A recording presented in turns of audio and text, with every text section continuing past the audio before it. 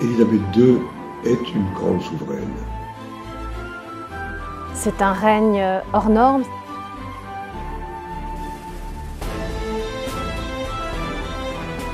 Vraiment l'exemple absolu à suivre. Il y a eu l'ère victorienne, il y a la nouvelle ère élisabéthaine.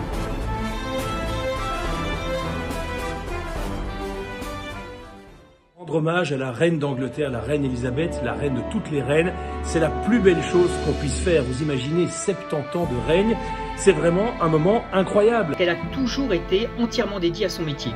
Elle a traversé toutes les crises sans faillir, elle a su garantir l'impartialité de l'institution qu'elle dirige, elle l'a confortée, elle l'a sécurisée dans ses régalias, sans jamais outrepasser une seule de ses prérogatives. Le bilan d'Élisabeth II peut se résumer en un seul mot, et ce mot c'est servir.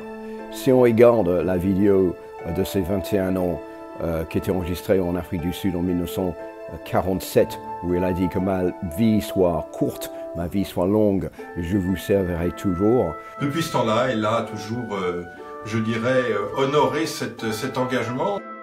Élisabeth II aura vécu son règne comme un sacerdoce. Elle aura dévoué toute sa vie au service de son peuple britannique et au-delà de ces peuples du Commonwealth. Toujours prête pour son pays, ce qui est son rôle, et bien représentative de la monarchie anglaise, qui, dans le modèle anglo-saxon, un peu à l'opposé des modèles latins qui sont très théoriques et très liés à l'idée. Sans se mêler de la vie politique, elle a pu faire passer quelques messages, je dirais, de portée morale.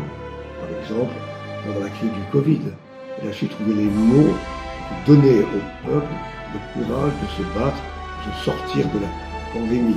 On espère tous que ça va continuer et que l'avenir va être moins glauque et que quelque part, c'est la reine qui nous promet ça. Winston Churchill avait prédit au moment de son accession au trône qu'elle ouvrirait un nouvel ère pour l'Angleterre. Et c'est bien de cela qu'il s'agit. Alors si je veux résumer ce que je pense ou ce que m'évoque la reine Elisabeth II, c'est d'abord la fermeté, la constance, l'engagement, la loyauté. Le principe monarchique, quand les choses vont bien, ça accentue ce qui va bien, et quand les choses vont mal, ça limite la casse. Et je trouve que l'Angleterre est tout à fait dans ce modèle institutionnel-là. La reine Elisabeth II apporte une certaine sécurité, une certaine admiration, une certaine envie vis-à-vis du fait que les Britanniques ont la chance d'avoir eu cette personne remarquable qui a tenu les règnes d'une façon aussi bien depuis 70 ans. Et tout cela, évidemment, c'est grâce à l'énergie et le dévouement de la reine Elisabeth II. Je pense que c'est une grande reine, une grande souveraine, une femme qui s'est entièrement dédiée à sa mission, une mission quasiment sacrée, puisqu'elle a été ointe en l'abbaye de Westminster en 1953. Elle est symbole. Elle est le symbole de la nation. Elle symbolise une sorte de continuité historique. Et c'est très important, je pense, même pour des anciens punks comme moi, elle symbolise une continuité en dehors de la politique. C'est par ses qualités propres, par le respect des institutions, qu'elle a pu ainsi exercer ce rayonnement international.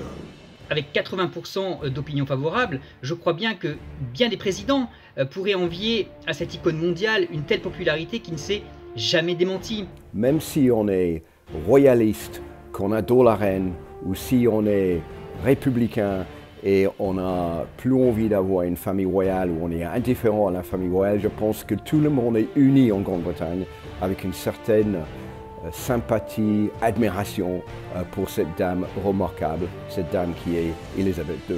Ça veut dire que n'importe quel Premier ministre ou Première ministre peut se croire le roi ou la reine du monde, la personne la plus importante dans le pays, mais il y a autre chose.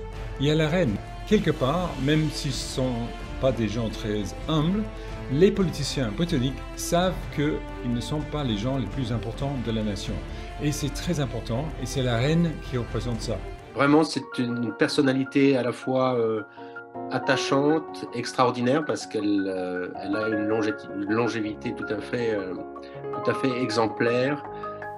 Depuis 1952, le monde a complètement changé. Si on pense qu'à l'époque, Winston Churchill était le Premier ministre de la Grande-Bretagne, le pays était en cours sur rationnement depuis la fin de la guerre, alors qu'en 2022, nous avons les réseaux sociaux, l'homme a marché sur la Lune, Boris Johnson est Premier ministre de la Grande-Bretagne. S'il y a une chose qui n'a pas changé, s'il y a une chose qui nous rassure 70 ans plus tard, c'est la reine Elisabeth. C'est la reine Elisabeth qui apporte pour tous les Britanniques une certaine sécurité, parce que dans un monde qui change aussi vite, dans un monde qui reste tellement incertain, il y a une chose qui reste constante, une chose qui reste pérenne, c'est la reine Elisabeth II. Je dirais qu'elle représente beaucoup de choses. D'abord, le symbole de la continuité de l'État, ensuite celui de l'unité nationale. Elle est quand même le fruit d'une histoire millénaire. L'identité de la nation britannique, la preuve vivante même d'ailleurs qu'une monarchie constitutionnelle sait s'adapter à toutes ces époques. Et puis on pourrait même dire d'ailleurs qu'elle est le phare, elle est ce phare pour les Anglais et le Commonwealth. Il y a une richesse de la personnalité, une richesse aussi des couleurs, de la façon dont elle se présente aux Anglais et au monde. Moi, j'aime beaucoup cette reine. Et je pense que voilà, la monarchie est vraiment une belle institution quand elle est dans ce modèle-là. Elle est vraiment une référence. Elle est une figure emblématique pour son peuple, de défense des intérêts de l'Angleterre en priorité. Donc je trouve que on devrait avoir une monarchie comme ça chez nous en France. Et c'est vrai qu'à l'occasion de son 70e anniversaire de règne, ces noces de platine avec la nation britannique et même le Commonwealth, on peut dire qu'elle aura été une incroyable souveraine, celle qui a permis à l'Angleterre et au Royaume-Uni, même plus largement, de passer le cap de la modernité. C'est un modèle, honnêtement, parce que c'est une femme qui a réussi d'une certaine manière à tout cumuler, ce qui est un parangon de la modernité. On se dit toujours, est-ce qu'on pourra à la fois avoir une famille, à la fois mener une mission professionnelle, à la fois accompagner la modernité, à la fois respecter la tradition. C'est une personne qui a réussi à allier tous les contraires.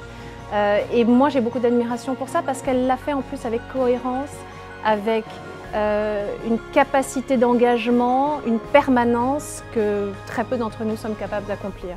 Je dirais même qu'elle a fait de cette monarchie guindée, traditionnaliste, un modèle de modernité, un lien permanent entre le passé et le présent. J'ai eu l'occasion de la rencontrer à plusieurs reprises, de l'accompagner même en France pendant 3 jours lors d'un voyage officiel.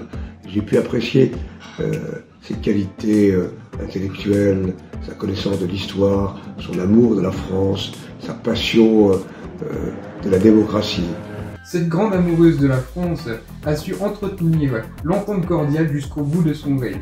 Est-ce que je peux ajouter aussi, je ne suis pas nationaliste, mais j'aime beaucoup la langue française, qu'elle parle le français à merveille. C'est un délice, c'est un bonheur de l'entendre parler la langue française. Quelle merveille, quelle beauté, quelle délicatesse et quel plaisir pour l'oreille et pour les amoureux de la langue française. Elle aura côtoyé tous les présidents français de la 4e et de la 5e République. C'est un exploit et c'est la seule femme qui a réussi à faire cela. Aujourd'hui, les Français ne rendent pas simplement hommage à la reine d'Angleterre, ils rendent hommage à leur reine de cœur, à cette reine qui a su montrer au monde sa francophilie, son amour pour la France. J'ai eu l'occasion de la croiser 2 fois, une fois en Angleterre, dans un événement plutôt social à Ascot, et une autre fois pour les 60 ans du débarquement. Et l'impression qu'elle a fait était tout à fait extraordinaire. Les chefs d'État sont tous arrivés en bus, sauf le président américain et elle. Alors le président américain, comme d'habitude, est arrivé dans dans un show hollywoodien avec des voitures dans tous les sens, du bruit, des hélicoptères, de la sécurité un peu partout. La reine est arrivée ensuite. Il y avait trois Range Rover grises, pas d'hélicoptère, pas de bruit particulier. Les voitures se sont arrêtées en bout de piste, près de la mer, et elle a remonté à pied. Et alors là, tout le monde s'est levé et l'a applaudi. Pour moi, c'est ça, c'est vraiment ça la reine d'Angleterre. C'est un aura tout à fait exceptionnel. Et le meilleur souvenir que j'ai, eh bien, c'était ma rencontre avec la famille royale à l'occasion des 60 ans de règne en 2012, où j'ai passé quelques jours à Londres, notamment au pied du balcon avec toute la famille royale qui s'est présentée. Je peux vous dire que pour un journaliste passionné des têtes couronnées comme moi, c'était un moment formidable que je retiens à vie en mémoire. Élisabeth II représente aujourd'hui l'image idéale de la monarque du XXIe siècle, au point que certains souverains, comme Margrethe II du Danemark, l'ont prise comme exemple à suivre tout au long de leur règne. C'est un règne hors norme, c'est le règne de tous les records, c'est un règne qui restera légendaire, et pourtant elle l'a fait avec beaucoup de modestie. Et ça, on a beaucoup de choses à apprendre d'elle. Élisabeth II est une grande souveraine, par son autorité morale, son respect des institutions, la longévité de son règne, le respect qu'elle porte aux citoyens britanniques et les liens qu'elle a noués avec tous les pays du monde. C'est certainement aujourd'hui le chef d'État le plus reconnu, le plus respecté et le plus aimé dans le monde.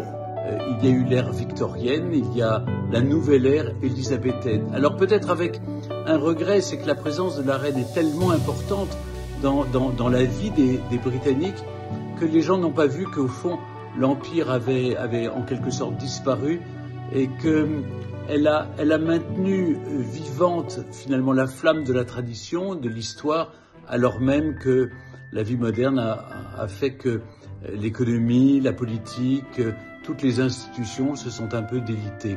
En tout cas, avec son manteau d'hermine, eh bien, elle a préservé l'essentiel et donné le sentiment que la tradition était toujours là et de faire entrer vraiment le pays dans le XXIe siècle. Une présence auprès des Anglais, d'encouragement, de long terme, de quelque chose qui est solide, qui est vertical et qui donne des perspectives.